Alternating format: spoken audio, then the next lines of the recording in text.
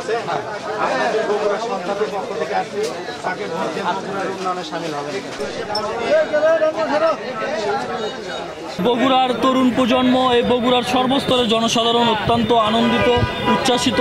আমরা বিশ্বাস করি এই বগুড়ার মানুষ দল মত নির্বিশেষে সমস্ত কিছুর ঊর্ধ্বে থেকে তাদের সন্তান তাদের নেতা জনাব তারেক রহমানকে বিপুল ভোটে নির্বাচন করে বিপুল ভোটে বিজয়ী করে মহান জাতীয় সংসদে এদেশের নির্যাতিত নিপীড়িত মানুষের অধিকার প্রতিষ্ঠা করবে।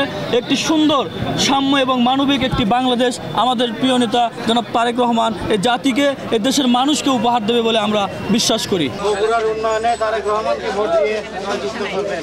বগুড়া 6 আসনে বিএনপির ভারপ্রাপ্ত চেয়ারম্যান জনাব তারেক রহমান মনোনীত হয়েছে ধানের শীষ প্রতীকে।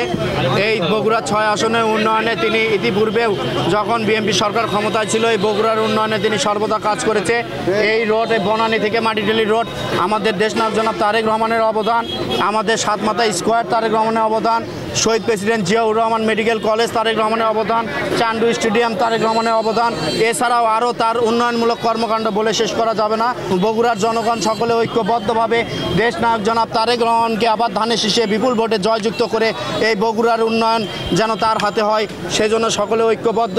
আমরা বাংলাদেশ জাতীয়তাবাদী ছাত্রদল বগুড়া জেলা শাখার পক্ষ থেকেও আমরা প্রতিটি পাড়া মহল্লায় প্রতিটি জায়গায় আমরা একত্রিতভাবে কাজ করছি এবং প্রতিটি ডোর টু ডোর যে আমরা ধানের শীষের পক্ষে আমরা ভোট চাওয়ার চেষ্টা করছি, মানুষের কাছে বোঝানোর চেষ্টা করছি বিএনপি সরকার যেভাবে তাদের উন্নয়ন করেছিল সেই উন্নয়নে তারা পাশে থেকে এই বগুড়ার উন্নয়নে তারা শামিল হবে এটা আমরা তাদেরকে বোঝানোর চেষ্টা করছি।